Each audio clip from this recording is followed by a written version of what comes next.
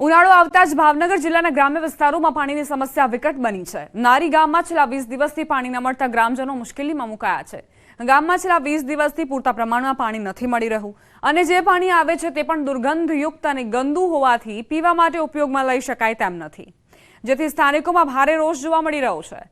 પીવા માટે ચોખ્ખા પાણીના એક બેડા માટે મહિલાઓ દૂર દૂર સુધી રઝળપાટ કરવા મજબૂર છે। અહીં મહિલાઓની એક જ માંગ છે કે તેમને પીવાનું પાણી પહોંચાડવામાં આવે। અમારા ઘરે પાણી આવતું નથી ને અમે તળાવ ભરવા આવ્યા છીએ। એકદમ ડોળું પાણી છે અને ઘરે બી થોડુંક પાણી આવે છે। અમારે એક ટબ ભરામાં ગોળામાં બી પાણી નથી ભરાતું પાણી, એટલે મહેરબાની કરીને પાણી અમને આપો। આ પાણીની બહુ તકલીફ છે, કેટલા દિવસથી પાણી નથી આવતું। ન્યા ઓફિસે કેવા જાય તો ન્યાય કાયમ કે અમારા માણસો નહીં આવે, તો અમારે પાણી હાટે ક્યાં જવું એમ।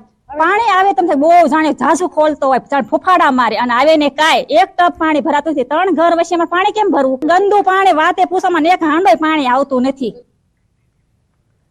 નારી ગામમાં સ્થાનિકો માટે પણ પાણીના ફાફા છે। પશુઓની સ્થિતિ કફોડી બની છે। પશુઓ માટેના હવાડામાં પાણી ન હોવાથી પશુપાલકો મુશ્કેલીમાં મુકાયા છે। ગામમાં પાણીની સમસ્યા એટલી વિકટ બની ગઈ છે કે છેવાડે આવેલા તળાવમાંથી ના છૂટકે ગંદુ અને દૂષિત પાણીનો ઉપયોગ કરવા લોકો મજબૂર છે। ગંદુ પાણી પીવાથી લોકો બીમારીનો ભોગ બની રહ્યા હોવાનો ગ્રામજનોનો આરોપ છે। અનેક રજૂઆત છતાં પાણીની સમસ્યા હલ ન થતા પ્રશાસન સામે લોકોમાં રોષ છે। સ્થાનિકોનું કહેવું છે કે ચૂંટણી સમયે મોટા વાયદા કરતા નેતાઓ બાદમાં ફરકતા પણ નથી।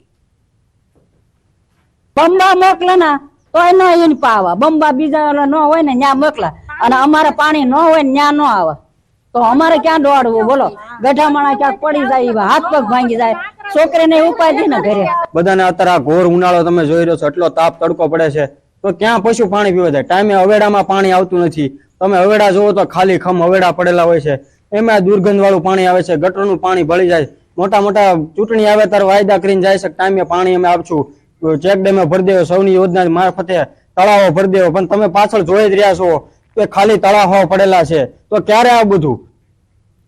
ઉનાળામાં જંગલોમાં આગ લાગવાના બનાવો વધતા જંગલની સુરક્ષા માટે ખાસ વ્યવસ્થા કરાઈ છે। ખાસ કરીને નર્મદામાં જંગલની સુરક્ષા માટે વન વિભાગ દવરેખા બનાવે છે। પાનખરમાં જંગલમાં સૂકા પાન પર કોઈ સળગતી દિવાસળી કે રોડ સાઈડ ફેંકાતી બીડી સિગરેટથી પણ આગ લાગી શકે છે અને તેને રોકવા નર્મદા વન વિભાગ દવરેખા બનાવે છે। હાલમાં જંગલ વિસ્તારોમાં મુખ્ય રસ્તાની આજુબાજુમાં આ દવપટ્ટો કે દવરેખા બનાવવામાં આવે છે, જેમાં મુખ્ય રસ્તાની આજુબાજુના 5 થી 7 ફૂટની જગ્યામાં સૂકા પાંદડા સળગાવી દેવાય છે, જેનાથી કોઈ આવી સળગતી વસ્તુ નાખે તો જંગલમાં આગ અટકાવી શકાય। નર્મદા જિલ્લો 43% વન વિસ્તાર ધરાવતો જિલ્લો છે। આ જિલ્લામાં મોટા ભાગે જંગલ વિસ્તાર આવેલો છે। આ જંગલ વિસ્તારમાં ખાસ વાત ઉનાળાના દ્રષ્ટિમાં જે જોવા જઈએ તો જંગલોમાં અનેક વાર આગ લાગવાના બનાવો બનતા હોય છે, જંગલ નષ્ટ થઈ જતા હોય છે। જંગલોમાં જે અચાનક આગ લાગવાના કારણે કેટલા જંગલ નષ્ટ થઈ જતા હોય છે, પરંતુ આ એક દવ રેખા વન વિભાગ દ્વારા બનાવવામાં આવેલી છે અને આ દવ રેખા બનાવવાથી એમની જે જમીનની પટ્ટો છે એ પટ્ટો પણ એમની પાસે રહે એટલું આ એક કહેવામાં આવે છે। આપણી સાથે જે આગ લગાડનાર માણસ છે અને દવ રેખા બનાવનાર વ્યક્તિની જેની પાસે વાત કરીએ, આ કેમ લગાડવામાં આવે છે?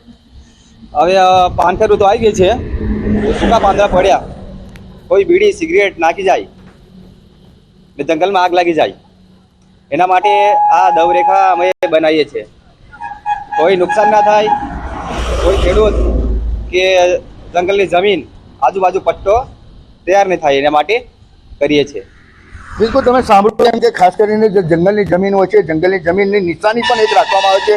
આ આગ લગાડવાથી આ એક દવ રેખા બની જાય છે, જેથી જંગલની જે જમીન હોય છે વન વિભાગની, એ જમીન એમના હદમાં રહે। બીજી વસ્તુ કે જે જંગલ નષ્ટ થઈ જતા હોય છે, જે પાનખર ઋતુમાં પાનો અત્યારે સુકાઈ ગયા હોય છે અને ઉનાળામાં અચાનક આગ લાગવાને કારણે કેટલા જંગલો નષ્ટ થઈ જાય છે, ત્યારે આ દવ રેખા લગાડવાથી જે જંગલોમાં અચાનક જે આગ લાગે છે તે પણ લાગતી નથી। એટલે કહી શકાય કે જે વન વિભાગ દ્વારા જે આ જે દવ રેખા બનાવવામાં આવી રહી છે એ ખરેખર એક સરાહનીય બાબત છે, કારણ કે એનાથી જંગલોનો પણ બચાવ થશે। દીપક પટેલ, ન્યૂઝ 18 ગુજરાતી, નર્મદા। હવે વાત કરવી છે ડીસાના એક એવા ખેડૂત શિક્ષકની જે ખેતી પણ કરે છે અને ઘરે વિદ્યાર્થીઓને ભણાવે પણ છે। જીતેન્દ્ર કુમાર નામના ખેડૂત પોતાના ઘરે જ નજીવી ફીમાં ટ્યુશન ક્લાસીસ ચલાવે છે। કોઈ પણ સુવિધા વિના માત્ર પતરા અને નીચે એક બોર્ડ લગાવીને અંગ્રેજીની સાથે જીપીએસસીને લગતા તમામ વિષય ભણાવે છે।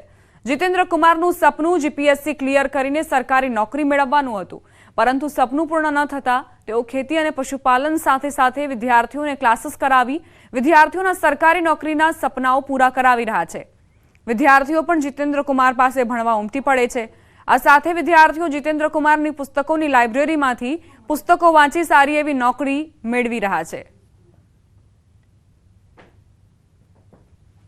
એ વધુ વિદ્યાર્થીઓને સરકારી નોકરી અપાવી છે અને ટ્યુશન ક્લાસીસમાં આપણે જોઈએ તો અંગ્રેજી વિષય સાથે એમણે 5000થી વધુ વિદ્યાર્થીઓ આજ દિન સુધી ભણાવી ચૂક્યા છે. મોટિવેશન સ્પીચ પણ આપતો હોઉં છું. એ બધું એમના લીધે છે. અમારા સાહેબે 3 વખત જીપીએસસી પાસ કરેલી છે, બરોબર છે. તો એની અંદર એમને નિષ્ફળતા મળેલી છે. તો નિષ્ફળતા મળ્યા બાદ એમને છોકરાઓને ભણાવવાનું ચાલુ કર્યું. જેમના જોડેથી મને માર્ગદર્શન મળે છે. મેં ધોરણ 12ની પરીક્ષા હમણાં જ આપી છે અને એમના માર્ગદર્શન હેઠળ હવે હું સરકારી નોકરીની તૈયારી કરી રહી છું. આ ક્લાસરૂમ હું મારા ઘરે જ ચલાવું છું, જેને કહેવાય કે ક્લાસરૂમ માત્ર નામ છે. ક્લાસરૂમની જેને કહેવાય કે કોઈ ઇન્ફ્રાસ્ટ્રક્ચર નથી, છતાં વિદ્યાર્થીઓ મારું જ્ઞાનની કદર કરીને દૂર દૂરથી વિદ્યાર્થીઓ આવે છે. ડીસાથી પણ વિદ્યાર્થીઓ આવે છે, ક્યારેક થરાદથી ત્યાંથી પણ વિદ્યાર્થીઓ આવે છે અને મારી પાસે ભણે છે અને સ્પર્ધાત્મક પરીક્ષાનું પણ કોચિંગ લે છે. ઇંગ્લિશ સ્પીકિંગ પણ શીખી જાય છે અને એજ્યુકેશન લગતું પણ શિક્ષણ પ્રાપ્ત કરે છે. છોટાઉદેપુરમાં શાળામાં બાળકો પાસે મજૂરી કરાવાતી હોવાનો વિડીયો સામે આવ્યો. નસવાડીના ચંદનપુર પ્રાથમિક શાળાનો વિડીયો વાયરલ થયો છે, જેમાં શિક્ષકો નાના ભૂલકાઓ પાસે સિમેન્ટની ઈંટો મુકાવી રહ્યા છે. શાળાના કમ્પાઉન્ડમાં બાળકો સિમેન્ટની ઈંટોને મૂકી રહ્યા છે. બાળકોએ 300 જેટલી સિમેન્ટની ઈંટો ઉઠાવી હતી. જોકે વિડીયો ઉતારવામાં આવતા શિક્ષકોએ બાળકોને ઇશારા કરીને કામ કરતા રોકી દીધા. વિડીયોમાં જોઈ શકાય છે કે શિક્ષક આરામથી ઓટલા પર બેસી રહ્યા હતા અને નાના બાળકો ઈંટો ઉપાડી રહ્યા હતા. જ્યારે આ બાબતે શિક્ષકને સવાલ કર્યો તો તેમણે મજૂરો ન મળતા હોવાનું કહીને અને પોતાનો લૂલો બચાવ કર્યો. સવાલ એ છે કે બાળકો શાળામાં અભ્યાસ માટે આવે છે કે મજૂરી કામ કરવા માટે? શું આવી રીતે ગુજરાત ભણશે? કશું કોઈ કામગીરી નહીં ચાલે. બહાર ખાલી સામાન પડે છે તો અંદર મુકાઈએ છીએ. કામગીરી તો મારી પૂરી થઈ ગઈ છે. ખાલી વધારાની પડી રહી છે એટલે ખાલી અંદર મુકાઈ દઈએ. કંઈ નહીં સાહેબ, આ 4-5 છે એ કરે છે સાહેબ. રવિભાઈ જરાક વિચારો સાહેબ. હા ખરે ને સાહેબ, હમણાં સવારમાં જ અમારે સીઆર સાહેબ એન્જિનિયર મધુરી માટે મેં એમને પણ બોલાયા હતા. ના એવું નથી, પણ આ તો લોકો ઘેરથી અહીંથી ચોરી કરીએ છે એટલા માટે. ના એટલા માટે નહીં, સપોર્ટ કરવા માટે કે મારે બીજું કોઈ નહીં. સુરતની વીએનએસજીયુ સંલગ્ન કોલેજમાં વિદ્યાર્થીનીની ટી-શર્ટ ઊંચી કરી તપાસવાના મામલે કુલપતિનું નિવેદન સામે આવ્યું. યુનિવર્સિટી કુલપતિએ આખી વાત ઉપજાવી નાખવામાં આવી છે તેવું નિવેદન આપ્યું. ઉપરાંત સ્કોડની ટીમ પરીક્ષામાં તપાસ અર્થે ન આવે તે માટે આ વાત ઉપજાવી હોવાનું કહ્યું. જો આ ઘટના સાચી હશે તો તે કસૂરવાર વિરુદ્ધ પોલીસ કાર્યવાહી કરવામાં આવશે. દક્ષિણ ગુજરાતની સૌથી મોટી વીર નર્મદ યુનિવર્સિટી વિવાદમાં ઘેરાઈ હતી. કારણ હતી વિદ્યાર્થીઓને સ્કોર દ્વારા જે પ્રકારે ચેકિંગ કરવામાં આવ્યું હતું, જેને લઈને વિવાદ ઊભો થયો હતો. જોકે આ સમગ્ર વિવાદમાં તપાસ કરતા જે ઘટસ્ફોટ થયો છે તે સાંભળીને અધિકારીઓ લઈને કુલપતિ ચોંકી ઉઠ્યા હતા. આપણી સાથે કુલપતિ કિશોરસિંહ ચાવડા, આપણે સીધા વાત કરીએ. સાહેબ, મહિલા જે વિદ્યાર્થીનીઓ હતી તેની ઉત્તરવહી પાસે જઈને તેમના જે ગજવાઓ જે છે તેમને ચેક કરવાનું કીધું હતું કે જેથી એમાં કોઈ માહિતી હોય. આ વાતની માહિતીને કે સામાન્ય રીતે મહિલાઓને ચેકિંગ કરવામાં આવતું નથી, પણ મહિલા સ્કોડ દ્વારા ચેક કરવાનો જે અમે પ્રયાસ કર્યો છે તેને અટકાવવા માટે જ કોઈ વ્યક્તિએ આ પ્રકારનો પ્રયાસ કર્યો હોય એવું માલુમ પ્રથમ દર્શને શંકા થાય છે. અને આ પ્રકારની જો ખરેખર માહિતી સાચી હશે તો તેની સામે પોલીસ કાર્યવાહી કરતાં પણ યુનિવર્સિટી અટકાશે નહીં. સામાન્ય રીતે મહિલા વિદ્યાર્થીનીઓને એને ચેક કરવાનું કહેવામાં આવતું હોતું નથી, પણ આ અમારો વિનમ્ર પ્રયાસ હતો કે મહિલા વિદ્યાર્થીનીઓને પણ તેમના ગજવામાં રહેલી જો કોઈ સાહિત્ય હોય તેમને દૂર કહેવાનું જે કહેવામાં આવ્યું હતું એમાંથી આ વાતને આખી જુદી દિશામાં લઈ જવાનો પ્રયત્ન થયો હોય એવું પ્રથમદર્શી કહી શકાય.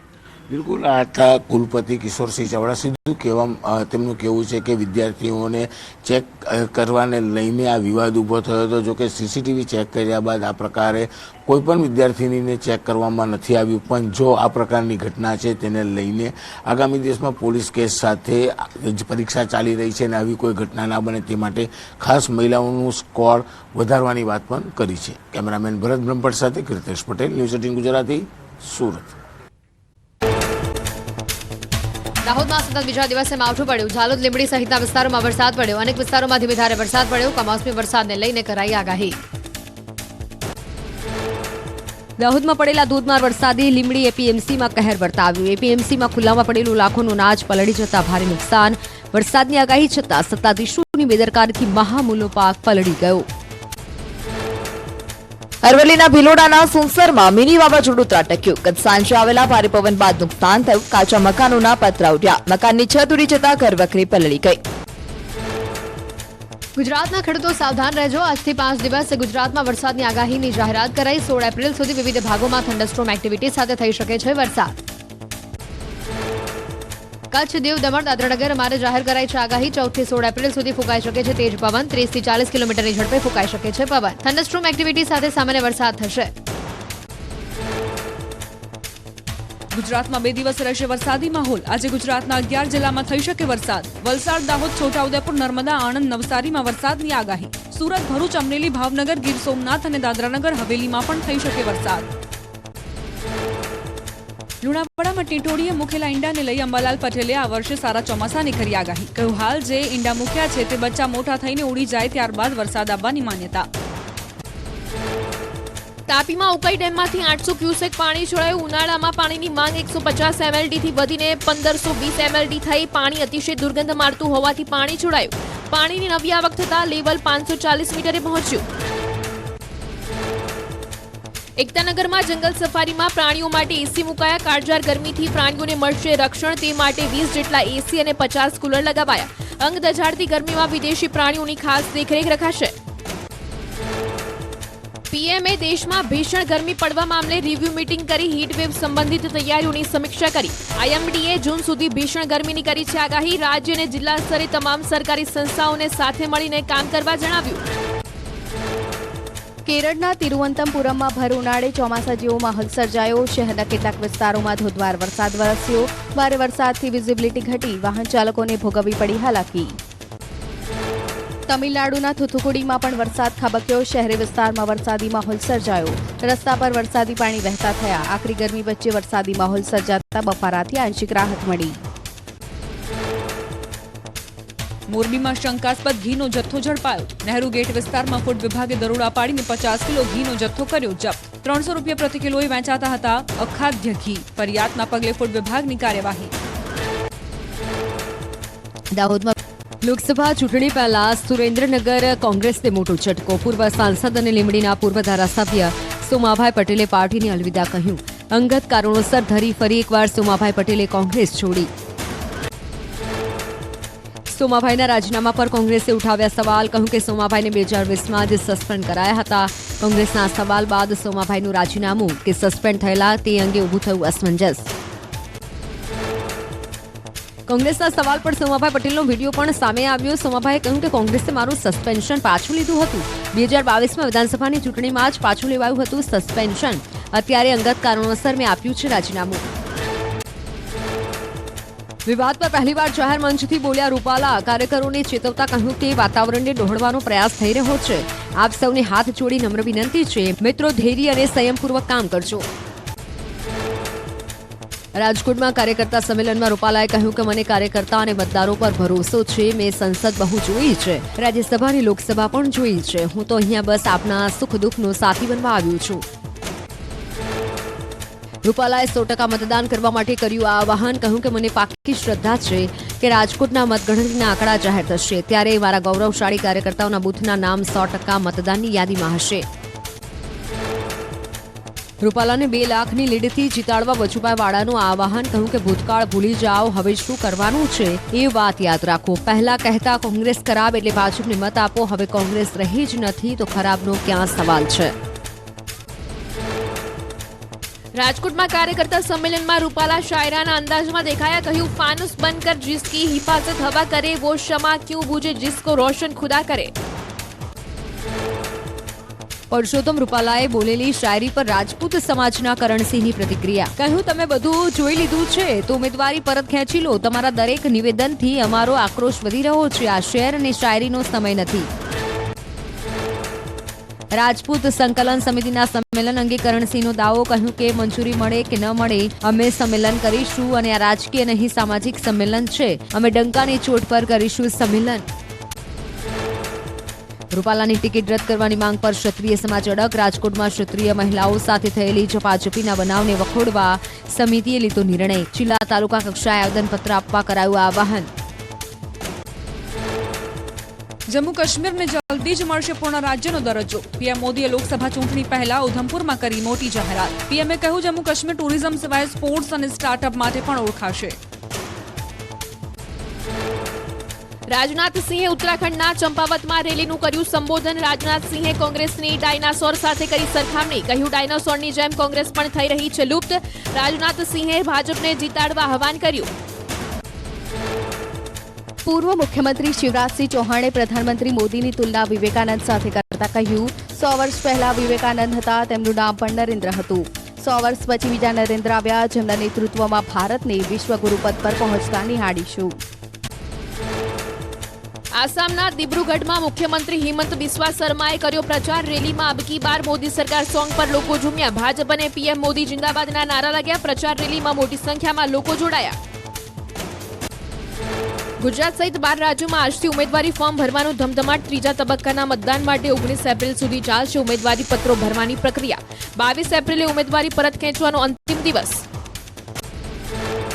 રાજકોટના ચૂંટણી જંગમાં ઉતરી શકે પરેશ ધાનાણી. ધાનાણીએ મતદાર યાદીમાં નામ નોંધણીનું સર્ટિફિકેટ કઢાવ્યું. રાજકોટ બેઠક પર ચૂંટણી જંગમાં રૂપાલા સામે ઉતરવા પરેશ ધાનાણી સજ્જ. પરેશ ધાનાણીના નામથી ઉમેદવારી ફોર્મ પણ ઉપાડાયું. પોરબંદર લોકસભા બેઠકના ઉમેદવાર મનસુખ માંડવિયા 15મીએ ભરશે ઉમેદવારી પત્ર. વિજય મુહૂર્તમાં માંડવિયા નોંધાવશે ઉમેદવારી.